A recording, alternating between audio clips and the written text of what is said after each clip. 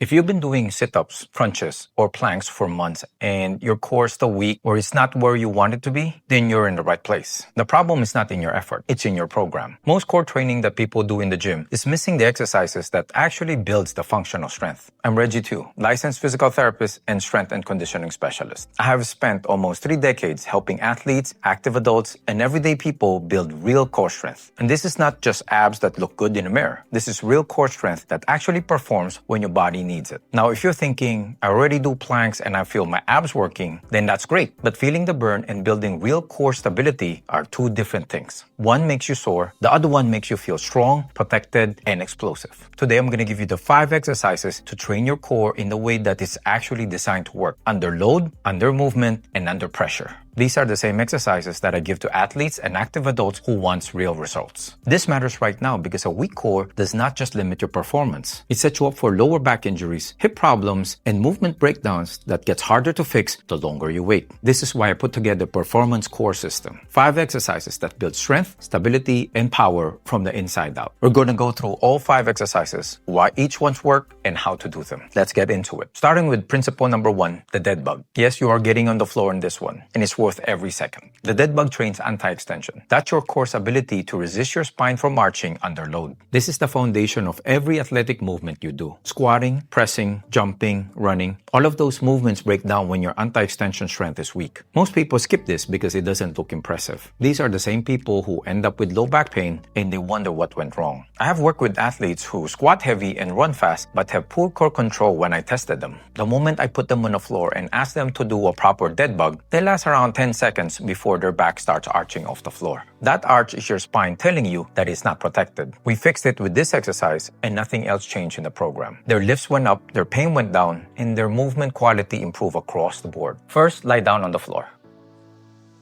Then raise both your arms up towards the ceiling and then bring your hips into a 90-90 position, meaning 90 degrees hip flexion and 90 degrees knee flexion, and then press your spine towards the floor. Keep it there the whole time. Then extend one arm up and the opposite leg down. And then come back and then switch. Extend the other arm up and the opposite leg down and switch. And again.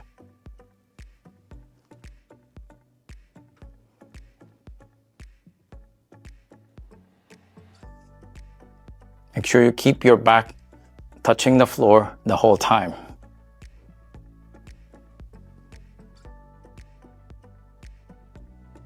You can do 3 sets of 10 on each side. Remember, your back should never leave the floor. You move slow and controlled. Now that your core knows how to resist extension, the next exercise will teach it how to resist rotation, which is where a lot of athletic injuries happen. Principle number 2, the pile of press. This is the most underrated core exercise in the gym, and a lot of people do this incorrectly. Every time you throw, swing, change direction, or absorb an impact, your core has to absorb rotational forces to protect your spine. If it cannot do that under load, your lower back, your hips, or your knees will compensate. That compensation is when injuries happen. The pile press trains your obliques and your deep core to resist that rotation before it becomes a problem. I had a young patient who was a recreational basketball player in his late 20s, and he keeps having back pain whenever he plays basketball. His squats were solid, his deadlift was decent, but when I watched him move, his trunk was rotating uncontrolled whenever he changes direction. His core has poor rotational resistance. 6 weeks of pile press work and his back pain was gone. He told me that it was the first time in 2 years that he played a full game without pain. Stand sideways to a resistance band or cable anchored at chest height. If it's not chest height, somewhere around that range is good enough. Hold it to your chest with both hands. Then step away until you feel the tension.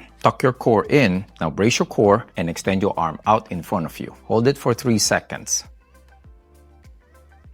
And then back. Keep your shoulders, hips, and knees square the whole time. Resist the rotation. Do not let the band pull you, and don't lock your knees. Again, extend your arm in front of you. Hold 3 seconds, and then come back. After you do 10 on one side, switch to the other side. You can do 3 sets of 10 on each side. As a progression, you can add a slow rotation away from the anchor on each rep.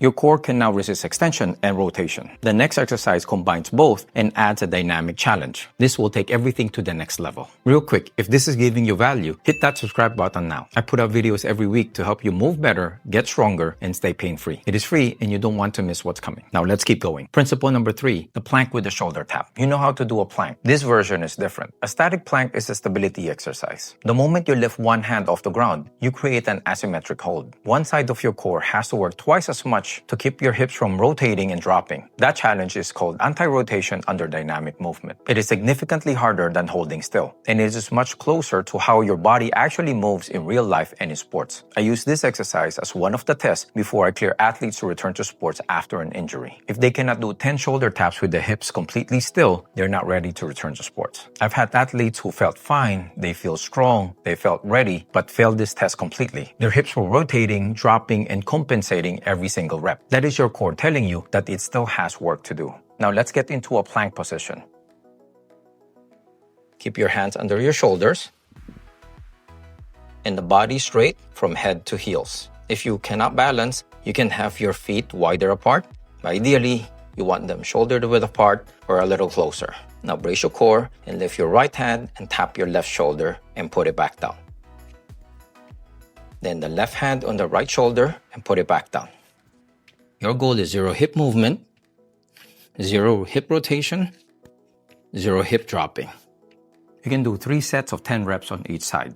When you can do this without any hip movement, bring your feet closer together to make it harder. Now that your core can handle dynamic movements, the next exercise builds something that most people never train: total body tension and full anterior core strength from head to toe. Principle number 4, the hollow body hold. This is a gymnast exercise and it will humble you really fast. The hollow body hold trains your entire anterior core, your abs, your hip flexors, and your transversus abdominis to work as one unit under sustained tension. Most core exercises train pieces of the core. This one trains the entire system at once. This is also the foundation of almost every advanced movement in gymnastics, martial arts, or athletics. If your core cannot hold a hollow body, it will leak energy and stability in every other movement you do. I added this to my own training after years of martial arts and strength work. The first time I tried to hold a perfect hollow body, I only lasted a couple of seconds before my back started lifting off the floor. I was training regularly. I was not weak, but this exercise exposed a gap that I didn't know I had. And that's what it does. It shows gaps. I cannot hold it for 30 seconds, and it carries over to every physical thing I do. Lie flat on your back. Bend your hips and knees and bring it towards you. And then point your arms up to the ceiling. So similar to the starting position of the dead bug, make sure your back is flat on the floor. Then tuck your core in, slowly extend your legs, brace your core, and point your toes down, bring your arms up towards your ear, and lift your shoulders off the ground. You're going to form the shape of a banana. Make sure your back is flat against the floor. Hold it there for 30 to 45 seconds. And if you can't do that, hold it as long as you can.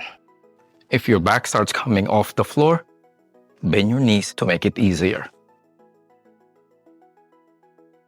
Rest for 60 seconds in between exercise, and you can repeat that for 3 sets. You have now trained extension control, rotation resistance, dynamic stability, and full body tension. The last exercise puts all that together into a movement that builds lateral core strength that you will feel in everything that you do. Principle number 5, the suitcase carry. This is the simplest exercise on the list, but it's also the most functional. It will expose weaknesses that you didn't know you had. Every time you carry something, like a bag, groceries, a dumbbell, or a plate, your lateral core has to fire hard to keep your spine from bending sideways. In walking carry, the demand is constant and it changes with every step because your body shifts weight dynamically. This trains lateral core endurance, hip stability, and your body's ability to maintain position under fatigue. All those 3 things matter whether you're an athlete or just a regular person wanting to move well the rest of their life. This exercise looks so simple that I see people walk past it in the gym. I've watched strong guys, people who lift serious weights, pick up a heavy dumbbell and immediately hike their hip, lean their torso, and compensate with their lower back. They have all that strength and still the lateral core cannot do the job. Your body shows you exactly where your weakness is the moment you pick up that weight.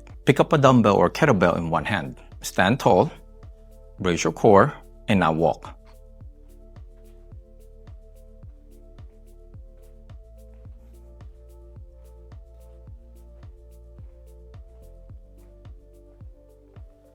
That's it.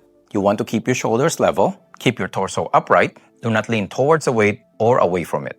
Walk 20 to 30 meters, then switch hands. Do 3 sets on each side. When you can walk without leaning or compensating, you can increase the weight. Start with a light weight, then progress. Your goal is to have perfect form, not lifting heavy weight. So there you have it, 5 exercises that will completely change the way your core performs. No crunches, no sit-ups. Just real functional core strength that protects you, performs for you, and carries over into anything you do. Now, if you have a parent, a grandparent, or anyone you love who's over 60 and wants to build core strength without ever getting on the floor, I created a video specifically for them. Click here and I'll see you on the other side.